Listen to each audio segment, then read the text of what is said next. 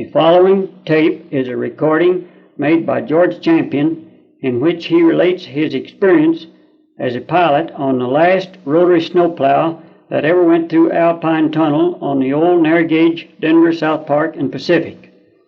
The trip required 5 days starting December 31st, 1909 and ending January 4, 1910. This recording was made in Denver, Colorado by Mac Poor on April 21st, 1958.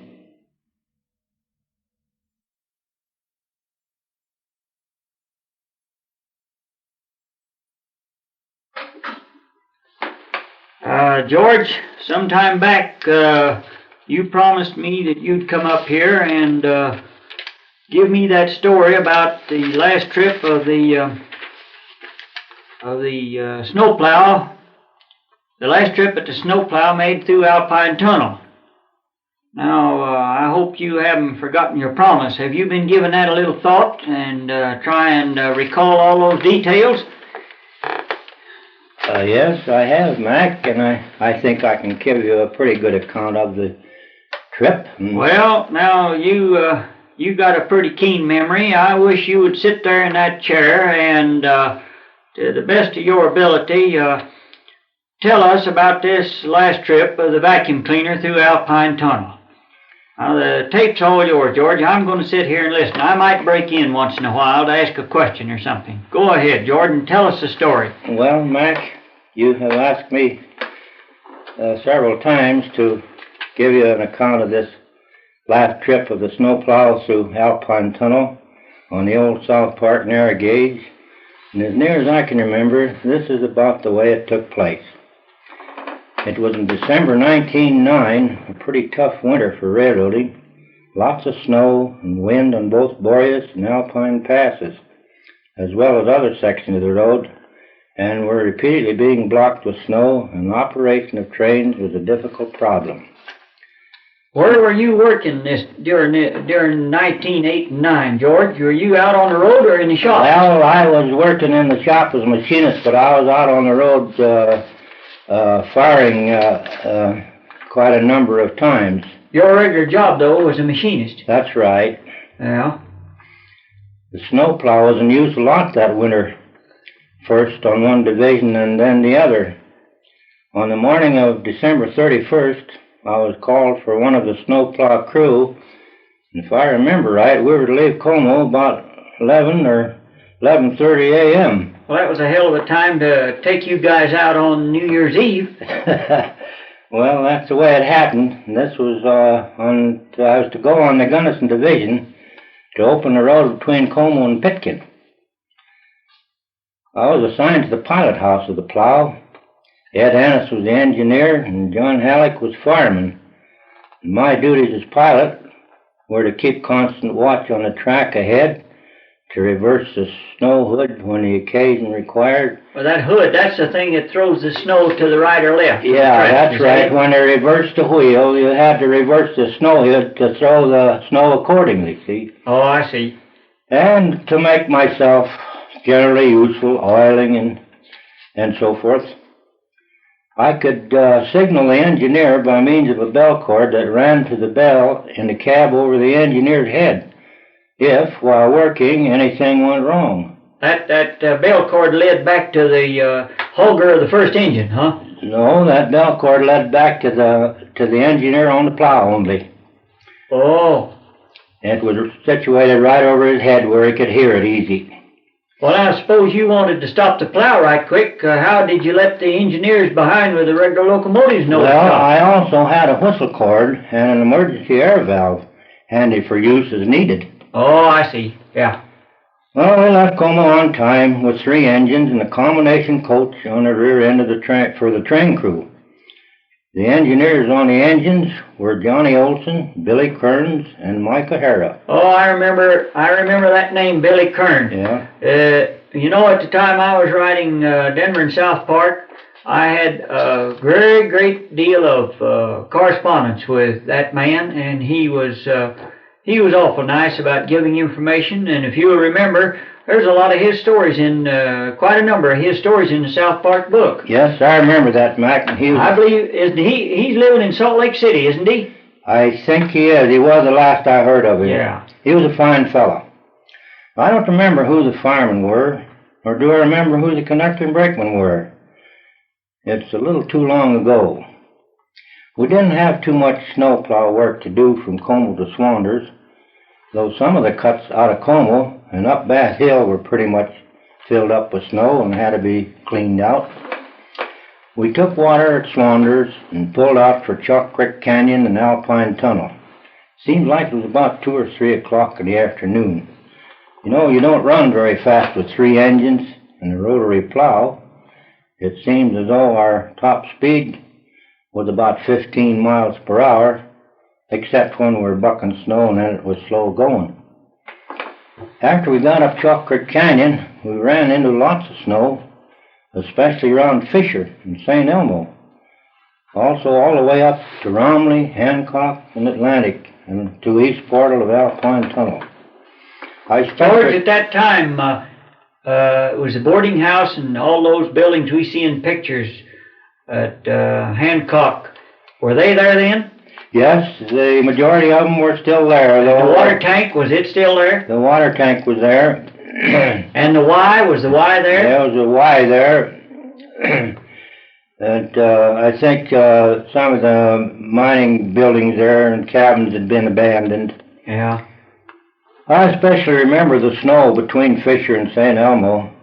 We were bucking pretty heavy snowdrifts and throwing the snow out to the right along the steep slope of the mountain, and occasionally the snow from the plow would start a miniature snowslide down the steep side of the mountain. And there wasn't much timber along there, some places not any, and you could see those small snowslides go almost to the bottom of the canyon. Well, that's down at Chalk Creek. Yeah. Where? Chalk Creek. Oh, yeah. Well, I was up above, up along the side of the steep mountain there. Yeah, but the snow slides went down before we got to St. Elmo, yeah. Yeah. It was a very impressive sight for me and a new experience also, for it was my first trip on a rotary snowplow. The old rotary plow didn't steam too well, and we made several stops along the way to blow up and get up steam and get a boiler full of water and get her in proper working condition. I remember Johnny Halleck had quite a lot of trouble keeping her hot and full of water, for we were working pretty hard and constantly all the way up to Alpine Tunnel. And when the plow was working hard, she was sure a wicked piece of machinery. What do you mean, a wicked piece of machinery, George? Well, she was working hard in deep snow, and you'd have her down in the corner. She'd just dance and vibrate, and the whole plow would shake. It was sometimes a little difficult to stand. Yeah? Stand up. I didn't have any seat up in the pilot house. Well, you had to stand up. I had to stand up all the time. Unless we were someplace where I could sit on a seat box in the back of the cab. Yeah. Well, it was pretty dark when we got to East Portal of Alpine Tunnel. Must have been around 10:30 p.m. We stopped at the portal on account of the side wings on the plow hood. It was doubtful as to whether she would have clearance enough. Were the big old doors? Were the big doors at the East Portal, were they there then? I didn't ever see them, Mac. I don't think they were there. You don't remember? They were open because we didn't have to bother with any doors. It was dark anyway. Well, I remember in conversation I had with Tommy St. John, he was telling about those doors at the East Portal and what a hell of a job it was to get them open and closed. And I wondered if you saw the doors there. Well, they had evidently opened because we didn't bother with any doors. Oh, I see.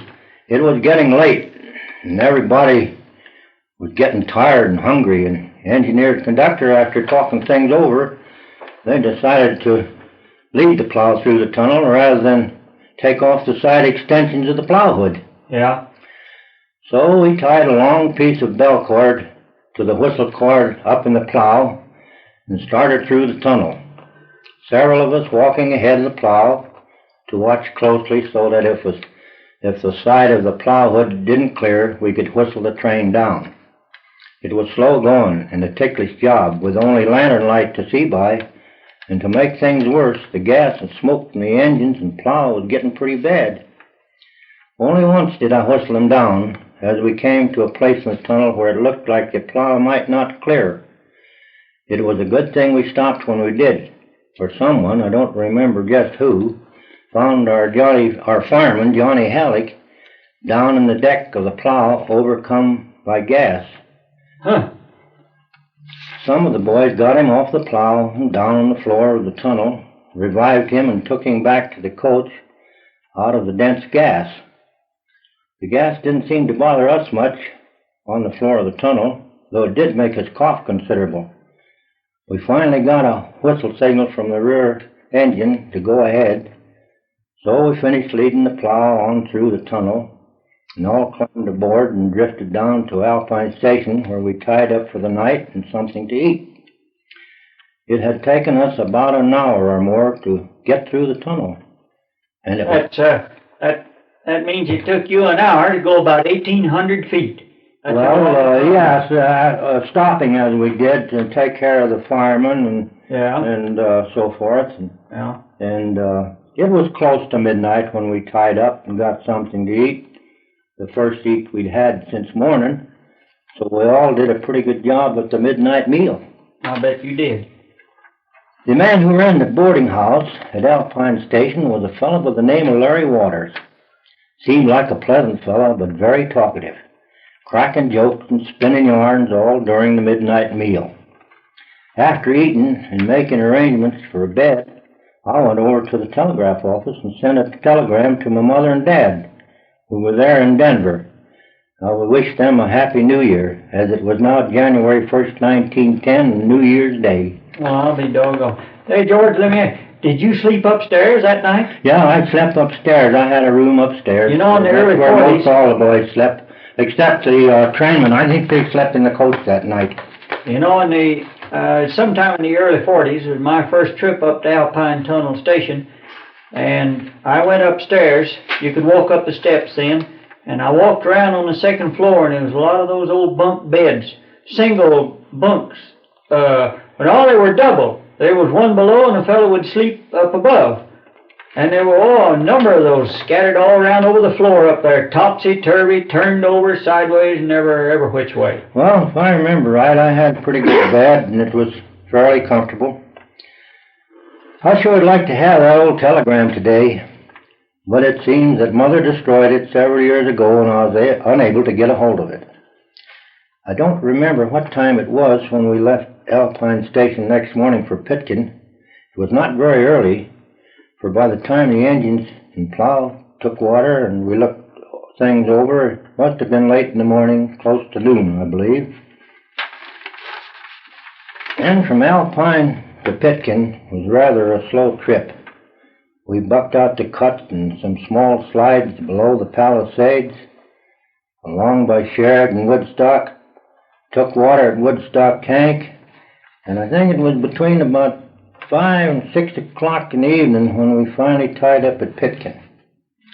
The snow was deep in and around Pitkin, though it didn't seem to be drifted there, and the railroad tracks and switches were in fairly good shape. The section men had the Y switches and connecting tracks pretty well shoveled out, so we had no difficulty in turning the plow and engines and spotting them on the side track by the coal bins to be made ready for a return trip. The engines and plow were taken care of by a night watchman, and the crews were relieved, so we all made our way over to the main part of town for accommodations. There were 2 or 3 other engines and a train crew of an eastbound freight tied up there, awaiting the arrival of the plow and cleaning of the pass. I think they departed early the next morning for Como. When we reached the main part of town, some of the boys decided they would like to have a Tom and Jerry before we went to the eating house. Oh, boy. So I went along. You mean to tell me you fellas got bit by snakes in those days? That was bad snake country over there, Mac. It was? Yes, snow snakes. Snow. So I went along to the saloon, and we proceeded to violate Rule G slightly by taking on several Tom and Jerry's, and boy, did they taste good. One little incident that I won't soon forget occurred as we were leaving the saloon and crossing the street, and the snow was deep. If you didn't stay on the beaten trail, you'd find yourself in pretty deep snow. When we were about halfway across the street, we found one of the firemen of the eastbound freight who had taken on too many Tom and Jerry's, and he'd wandered off the trail and was down in the deep snow. Well, what about the snow snakes then? Perhaps I better not mention this boy's name, though I knew him well. Anyway, we got him up on his feet and on the trail and helped him to the boarding house and to bed. The boarding house was run by a widow woman by the name of Mrs. Ramey, and we all called her Mother.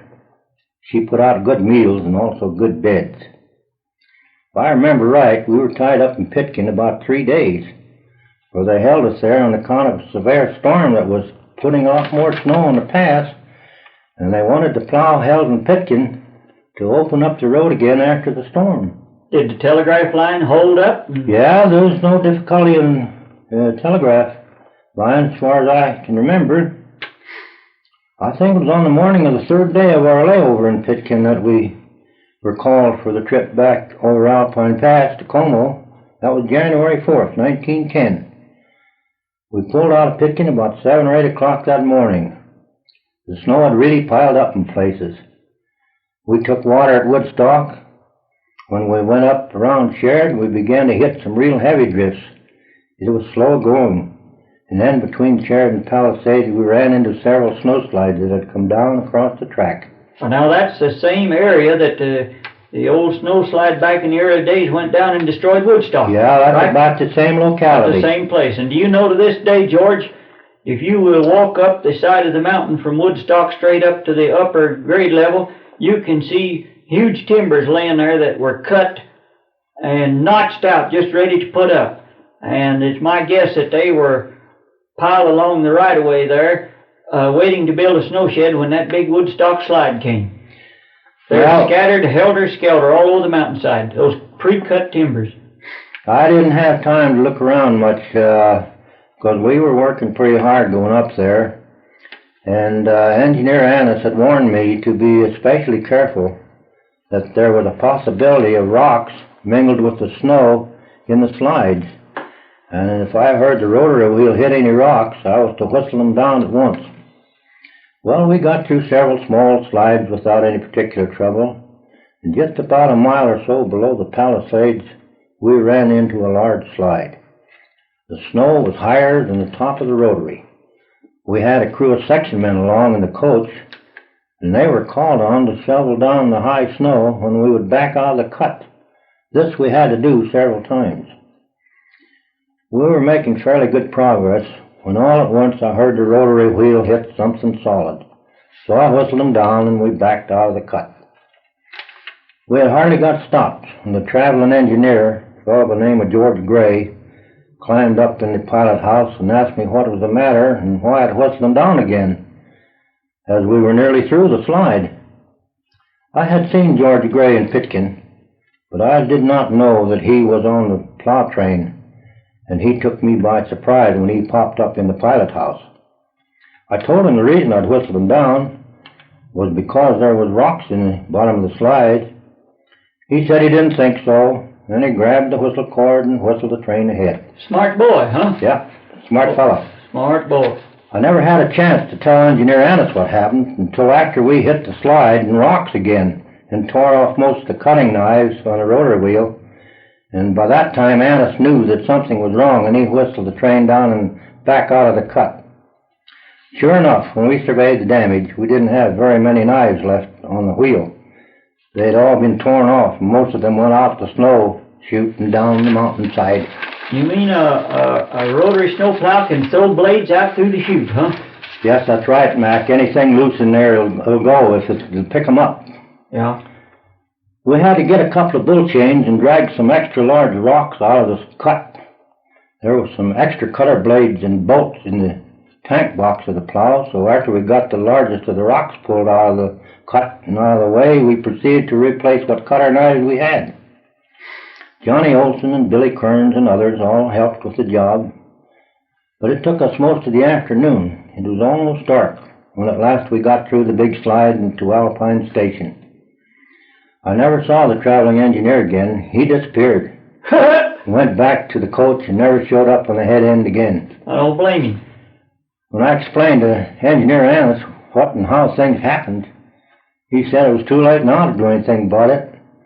But if he had been warned in time, no doubt it could all have been avoided. He also said we'd probably have to make out a report when we arrived in Como. Uh-oh. We took water at Alpine Station. Though we were all tired and hungry, the orders were we were not to tie up, but to go on to St. Elmo. So we went on through the tunnel and to the east side. We didn't lead the plows east through the tunnel. Engineer Annis and the conductor talked it over while we were taking water at Alpine Station and decided to run her through and take a chance that she would clear without a lead. Again, it was a very slow trip through the tunnel. I had hold of the whistle cord all the way through, and I was sure glad we made it without mishap. There was a lot of snow to plow out of East Portal all the way to St. Elmo. Yeah, I've often heard, George, that portion immediately below the station Atlantic at the East Portal, that they had a tremendous amount of snow would pile up there between there and Hancock. Yeah, the snow was really heavy there and piled up. It was a clear moonlight night, and about midnight when we got to St. Elmo. And the agent or operator there or somebody there had order for us to tie up. I don't know yet where all the crews found places to sleep and eat. I think some of them stayed on the engines and in the coach. But the three of us off the plow, after wading through hip-deep snow, found a cabin close by with some bedsteads and a mattress or two and a couple of stoves and plenty of fuel. So we built a fire in each stove and got things warmed up and got what sleep and rest we could before morning.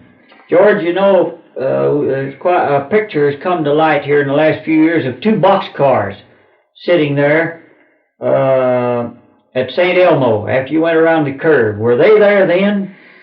Or do you remember? It was night when we went through there both times, and if they were, I didn't see them, Mac. Yeah, I see. And by the time the crews all got together next morning, we got something to eat. It was perhaps 10 or 11 o'clock. I sure hadn't had much to eat. In fact, nothing until Billy Kearns called me up on his engine to have some coffee and sardines and crackers. The coffee was made on a scoop shovel of hot coals from out of the firebox. It sure helped out, and it had to last until we got to Swanders. Did you boys have any snake bite with you? I didn't see a drop on the road. The only refreshments we got was that night we got into Pitkin with Tom and Jerry. Yeah. Lots of snow on the cuts and in the cuts and along the right-of-way all the way from St. Elmo nearly to Mount Princeton. It was easy going from Mount Princeton to Swanders across the Arkansas Valley. At Swanders we took cold water and had a good feed at the section house. It was about 5 or 6 o'clock in the evening, I think, when we got in there, and we were all hungry. From Swanders to Bath was good going, just a little amount of snow in the cuts, and about the same from the top of Bath down into St. Park. Though after leaving the top of Bath, we ran into some of the cuts that were pretty well filled with deep snow, and it was rather slow going there. Every time we'd hit a cut that was drifted full or had quite a bit of snow in, Engineer Annis would widen on the throttle and throw out the snow. We didn't stop at Platte River Tank for water, and were just running along perhaps 8 or 10 miles an hour. With the snow and engine smoke blowing down over the track, it made visibility very poor. In fact, you could scarcely see the track or anything ahead. After leaving Platte River Tank, about a mile, there's a rather long, deep cut. And I guess Engineer Annis figured it was about like the other cuts we had plowed through. And I'm sure he couldn't see any more than I could from the pilot house, for there was no headlight on the plow. So when he felt the plow slow down slightly, he widened on the throttle. But in this cut, it wasn't snow so much, but a herd of cattle that had taken shelter from the wind and snow. Annis finally saw some of the cattle at the front end of the plow and whistled the train down. Though by that time we had made sausage out of some of the cattle and crippled many more. You know, George, that story, I have that story in the Denver and South Park book. But I didn't have all the details, and I didn't know that you were the pilot on that plow. Yeah. I wish now that I had known that so we could have had your name in the book. I remember reading that, but it never said anything about making sausage. We only made sausage out of about, and crippled, I think all told about 20. Well, the way I heard it, they said they scattered beefsteaks all over that end of South Park, or something to that effect. Some of the crippled cattle were scattered along the right-of-way, and Annis told Johnny Hellick to take the coal pick and see if he could finish off some of the cripples. But Johnny didn't stay down on the ground very long among the cattle, for one of the animals took after Johnny and ran him back up on the plow. Well, we finally got underway again, reached Como about 10:30 or 11 o'clock that night. Back home, a bath, and to bed. Next day I went down to the roundhouse. Plow was in the shop for repairs. The front of the rotary was sure a mess. Broken and bent blades and bolts, the wheel filled with hide, legs, entrails, and various other parts of chopped up beef, all of which made it somewhat unpleasant for the machinists making repairs. I'll bet. I was called to the master mechanic's office to make a statement as to how it all happened, and also to explain how the rotary wheel was damaged. I was never questioned again, and never did I see the traveling engineer again. You mean Mr. George Gray never did show up? George Gray. He was an engineer off of the south end. What do you mean the south end? And I don't think he knew too much about narrow gauge snow bucking. What do you mean the south end? Down around Trinidad? Yeah. On the CNS? Between Trinidad and Denver. He wasn't a mountain railroad man then. I don't think he was. And how he ever come to be traveling engineer up in there is more than I'll ever know. Anyway, this was my last trip on the narrow gauge at Como. And that was the last trip for the Rotary Snowplow over Alpine Tunnel.